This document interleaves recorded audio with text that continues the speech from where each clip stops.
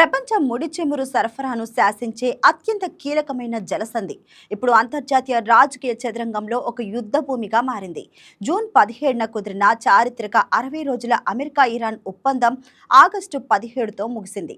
యుద్ధం ఆగలేదు సరికదా, ట్రంప్ దూకుడు ప్రకటనలు, ఇరాన్ సైనిక హెచ్చరికలతో పశ్చిమాసియా మరో పెను సంక్షోభం అంచున నిలిచింది. అసలు ఈ 60 రోజుల్లో ఏం జరిగింది? $300 బిలియన్ ప్యాకేజీ నుంచి చమురు దిగ్బంధం దాకా ఇరాన్, అమెరికా మధ్య జరుగుతున్న ఈ మైండ్ గేమ్ వెనుక ఉన్న అసలు రహస్యాలేంటి? ఇప్పుడు చూద్దాం.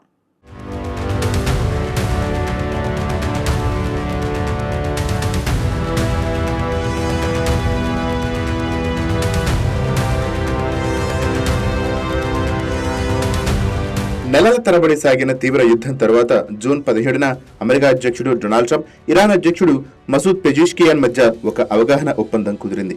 సైనిక చర్యలను శాశ్వతంగా నిలిపివేసి 60 రోజులు తుది పరిష్కారం కనుగొనడమే దీని లక్ష్యం.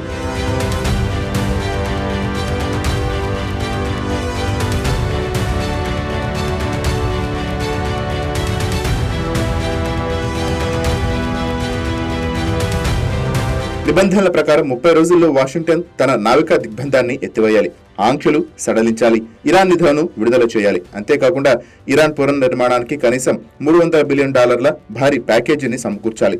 దీనికి బదులుగా ఇరాన్ హార్ముజ్ జలసంధిలోకి మైన్లను తొలగించి 60 రోజుల పాటు వాణిజ్య నౌకలను ఉచితంగా అనుమతించాలి, అణు విస్తరణను నిలిపివేయాలి.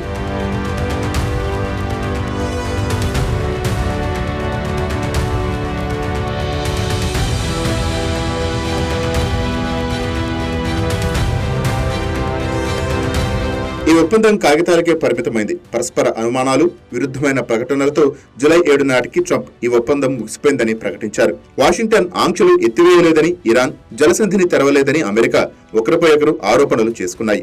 జూలై 18న ఇరాన్ సుప్రీం లీడర్ మోస్తాజా ఖమేనీ తీవ్రంగా స్పందించారు. ట్రంప్ సంతకానికి ఎలాంటి విలువ లేదని, అది నమ్మకద్రోహమని తేల్చి చెప్పారు. అమెరికా దురాశను అంగీకరించేది లేదని, తమ ప్రాంతీయ మిత్ర దేశాలతో కలిసి పాఠం చెబుతామని హెచ్చరించారు.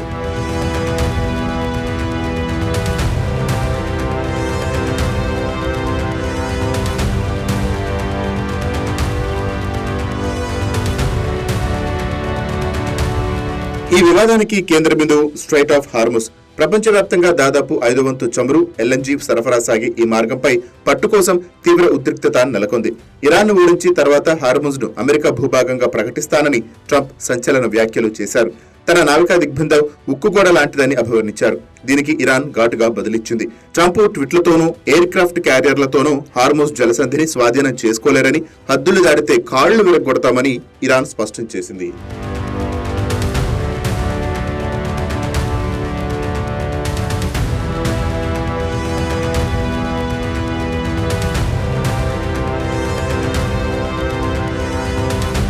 ఈ మాట యుద్ధం క్షేత్రస్థాయిలో తీవ్ర ప్రభావం చూపింది.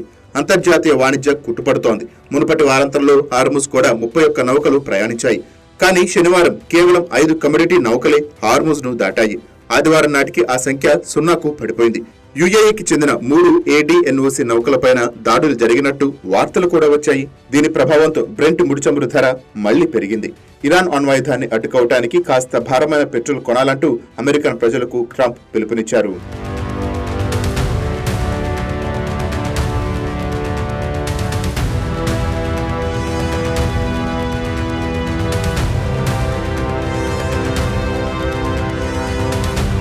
రెండు దేశాల మధ్య ప్రత్యక్ష దౌత్యానికి బ్రేక్ పడింది. అయితే థర్డ్ పార్టీల ద్వారా ఇప్పటికీ ఇరు దేశాలు సమాచార మార్పిడి చేసుకుంటూ ఉండటం కాస్త ఊరటనిచ్చే అంశం. ఖతార్, పాకిస్తాన్, ఒమన్ తదితర దేశాల ద్వారా అమెరికా, ఇరాన్ తెరవెనుక సమాచార మార్పిడి చేసుకుంటున్నాయి. ప్రస్తుతం ఒమన్తో కలిసి కొత్త నౌక మార్గాలపైన ఇరాన్ పనిచేస్తోంది. అమెరికా ఆంక్షలు సడలిస్తేనే మార్గం సుగమం అవుతుందని విదేశాంగ మంత్రి అబ్బాస్ అర్ఘాచి తేల్చి చెప్పారు. అటు America treasury secretary Scott Bessent మరింత తీవ్రమైన ఆర్థిక ఆంక్షలతో పాటు పోర్టుల దిగ్బంధాన్ని కొనసాగిస్తామని హెచ్చరించారు.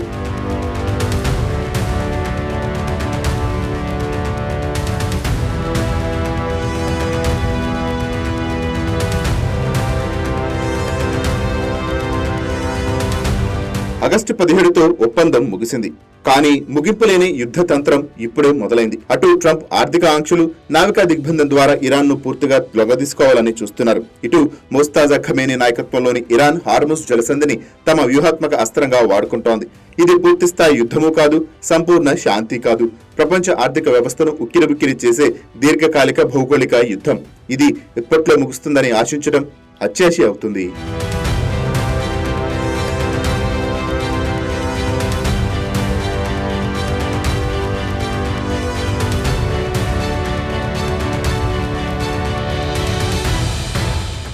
అంటే 60 రోజుల ఒప్పందం ముగిసింది, కానీ ఇరాన్ అమెరికా మధ్య అసలు పోరాటం మాత్రం ముగియలేదు.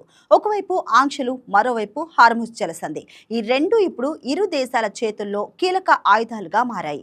హార్ముజ్ మూసుకుపోతే దాని ప్రభావం ఇరాన్ అమెరికాలకే పరిమితం కాదు, ప్రపంచ చమురు ధరల నుంచి భారత్ సహా ప్రతి దేశ ఆర్థిక వ్యవస్థ పైన పడుతుంది. అందుకే ఇది కేవలం రెండు దేశాల మధ్య ఆధిపత్య పోరు కాదు, ప్రపంచ ఇంధన భద్రతకు పెను సవాల్. మరి ట్రంప్ ఒత్తిడికి ఇరాన్ తలొగ్గుతుందా, లేక హార్ముజ్నే తన చివరి అస్త్రంగా ఉపయోగిస్తుందా?